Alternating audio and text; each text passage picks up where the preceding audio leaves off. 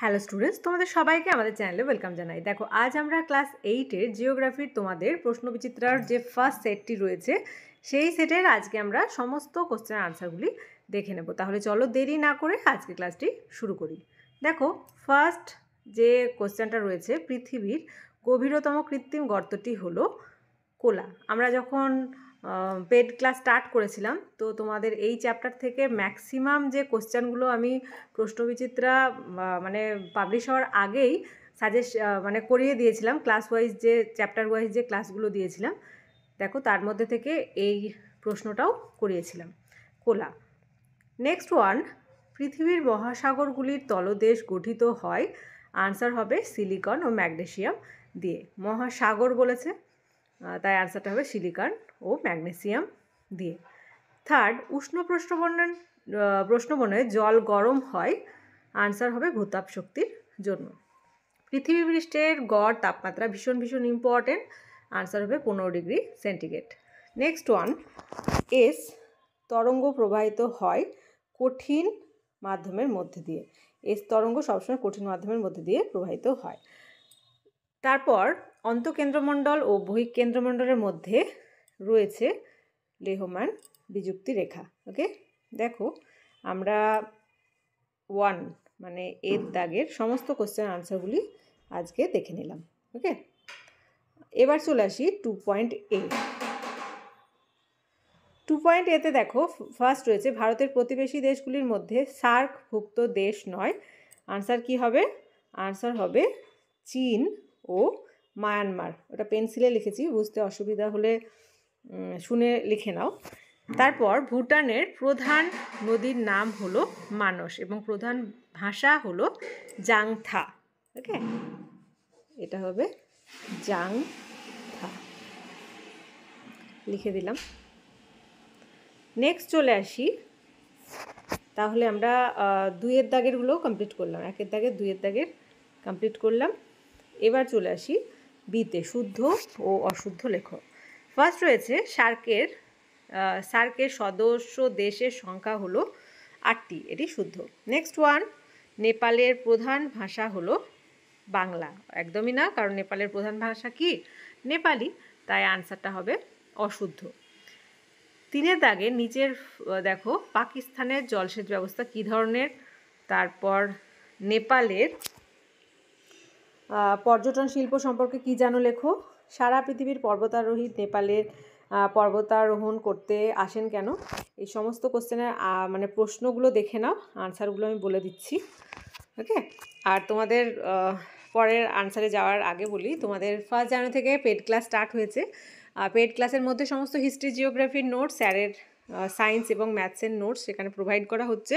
সাথে এই যে পিডিএফ আকারে যে রায়মার্টিন সলভিং ক্লাস দেখছো, সেই আনসারের পিডিএফগুলো সেখানে কিন্তু প্রোভাইড করা হয়।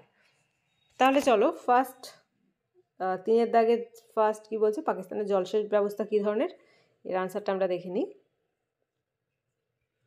3-এর দাগের জলসেচ ব্যবস্থা, এটা হচ্ছে এখান থেকে লিখবে যে দেখতেই পাচ্ছ পাকিস্তানের জলসেচ ও কৃষিকাজ। পাকিস্তানের জলসেচ ও কৃষিকাজ, বৃষ্টিপাতের পরিমাণ কম হওয়া সত্ত্বেও পাকিস্তান কৃষিকাজে বেশ উন্নত।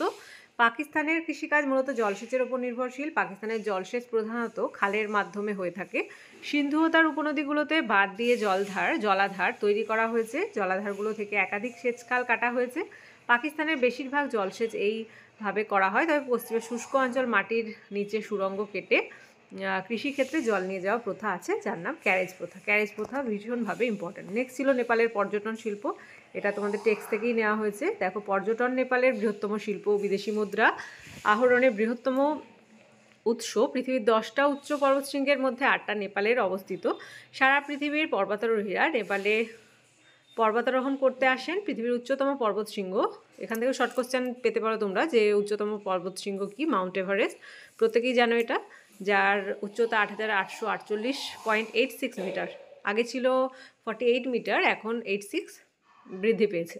তো নেপালে রয়েছে যা পর্বতারোহীদের বিশেষ আকর্ষণ, কাঠমান্ডু, নাগারকোট, পোখরা, লুম্বিনী, অন্নপূর্ণা প্রভৃতি নেপালের দর্শনীয় স্থান।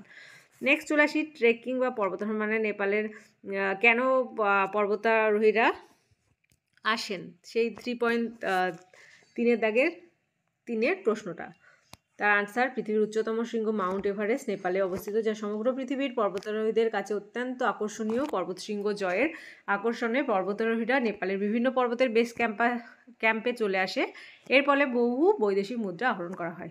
4th সিসমোগ্রাফ টিকা দেখে নাও, যে গ্রিক শব্দ সিসমস থেকে সেসিসমো এসেছে, যার ভূকম্পন এবং গ্রাফের অর্থ লেখচিত্র। ভূমিকম্পের উৎসটাও দিয়ে দেবে, দেখে নাও, পজ করে একটু লিখে নাও। নেক্সট 4-এর দাগে আগ্নেয় মেঘলা, প্রশান্ত মহাসাগরীয় আগ্নেয় মেঘলা ভীষণ ইম্পর্টেন্ট। যে প্রশান্ত সাগরীয় পাত ও প্রান্তবর্তী মহাদেশীয় পাতগুলির পরস্পর মুখোমুখি হলে প্রশান্ত মহাসাগরীয় পাত মহাদেশীয় পাতের নিচে নিমজ্জিত হয়, ফলে ভূ অভ্যন্তরের ম্যাগমা গহ্বরের উত্তাপে পাতের কিনারা গলে যায় ও চ্যুতি বা ফাটলের সৃষ্টি হয়। এই ফাটল পথ দিয়ে ভূ অভ্যন্তরের ম্যাগমা অঙ্কুদ্গমের মাধ্যমে বেরিয়ে এসে আগ্নেয় পর্বতের সৃষ্টি করেছে। অতএব প্রশান্ত মহাসাগরের সীমান্তবর্তী অঞ্চলে সংঘর্ষজনিত কারণে অসংখ্য আগ্নেয়গিরির সৃষ্টি হয়েছে, যাকে প্রশান্ত মহাসাগরীয় আগ্নেয় মেঘলা বলা হয়। Fire ring of the Pacific. Next, P তরঙ্গ, এস তরঙ্গ, এল তরঙ্গের যে বৈশিষ্ট্যগুলো চেয়েছে, এখানে আমি পুরোটাই মানে পি তরঙ্গ কাকে বলেও দিয়েছি, দেখে নেবে। আর বৈশিষ্ট্যগুলোর মধ্যে দেখো যে এটি অনুদৈর্ঘ্য তরঙ্গ, কারণ তরঙ্গ যেদিকে যায় কম্পনের কণাগুলি সেই দিকে কাঁপতে থাকে। শক্তি, তোমাদের মার্কস যেরকম দেবে সেই হিসাবেই তোমরা কিন্তু প্রশ্নগুলির আনসার লিখবে। হয়তো এখানে 5 মার্কস আছে, তো 5টা পয়েন্টই বৈশিষ্ট্যই দিতে হবে, কিন্তু এখানে দেখছো 3 মার্কস রয়েছে, 2 মার্কস রয়েছে, সেক্ষেত্রে কিন্তু টাইম ওয়েস্ট করবে না, তোমরা শুধুমাত্র 3টে পয়েন্ট দিলেই হয়ে যাবে। তো কম্পনের দিক দেখে নাও। নেক্সট, শক্তি, তরঙ্গ দৈর্ঘ্য, মাধ্যম, গতিবেগ, পুষ তরঙ্গ, এগুলো সব লিখবে। এস তরঙ্গ থেকেও দেখে নাও আনসারগুলো, পজ করে করে আনসারগুলো লিখে নেবে। ওকে। নেক্সট, অসমসত্ব মিশ্রণ, যে মিশ্রণে উপাদানগুলি বিভিন্ন জায়গায় বিভিন্ন অনুপাতে থাকে সেটা হচ্ছে অসমসত্ব মিশ্রণ। সংঘাত ও অসংঘাত শিলার মধ্যে পার্থক্য দেখে নাও, যে সংঘাত শিলা যান্ত্রিক উপায়ে গঠিত পলল সঞ্চিত হয়ে সৃষ্ট পাললিক শিলাকে সংঘাত শিলা বলে, আর জৈবিক বা রাসায়নিক উপায়ে গঠিত পলল সঞ্চিত হয়ে সৃষ্ট পাললিক শিলাকে অসংঘাত শিলা বলে।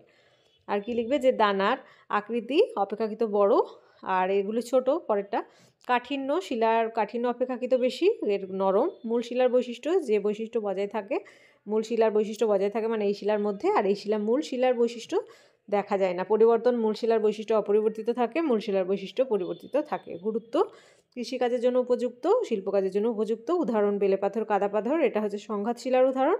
আর অসংঘাতে চুনাপাথর, ডলোমাইট, হেমাটাইট প্রভৃতি। পিট কয়লার রূপান্তরিত রূপ হলো গ্রাফাইট। আর দেখো, আর একটা কোশ্চেন ছিল যে খনিজের কাঠিন্যের পরিমাপের স্কেল হচ্ছে মোহ স্কেল, যার সূচক মাত্রা হচ্ছে 1 থেকে 10।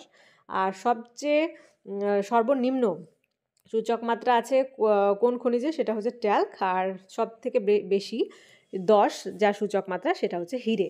ওকে। 5-এর দাগের কোশ্চেনে চলে আসি। 1 নাম্বার হয়ে গেল, এবার 2 নাম্বার।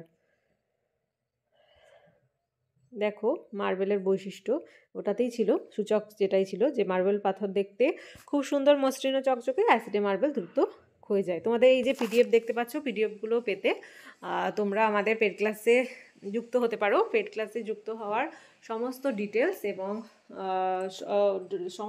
আর স্যারের যে কন্ট্যাক্ট নাম্বার সেটা আমি স্ক্রিনের মধ্যে দিয়ে দেবো, সেখান থেকে তোমরা স্যারের সাথে কন্ট্যাক্ট করে নেবে। ওকে।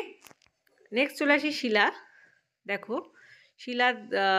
শিলা থেকে মৃত্তিকা সৃষ্টি হয়, প্রক্রিয়াকে বলা হয় পেডোজেনেসিস। এটি কয়েকটি পর্যায়ক্রমিক পদ্ধতিতে সৃষ্টি হয়, যা নিম্নে বর্ণনা করা হলো। দেখে নাও, মানে মাটি সৃষ্টির, মানে মাটি কিভাবে সৃষ্টি হয় শিলা থেকে, ওটাই দিয়েছে। তাহলে এই ছিল আজকের ক্লাস। আজকের ক্লাসটি ভালো লেগে থাকলে অবশ্যই একটি লাইক দেবে, আর ভিডিওটি কী করবে, বন্ধুদের সঙ্গে অনেক অনেক অনেক বেশি করে শেয়ার করবে। আর ক্লাসে যারা প্রথমবার এসেছো তারা অবশ্যই চ্যানেলটি সাবস্ক্রাইব করে নিও এবং পাশে থাকা বেল আইকন প্রেস করে রাখবে, যাতে করে আগামী দিনের সমস্ত ভিডিও সবার আগে তোমাদের কাছে পৌঁছে যায়।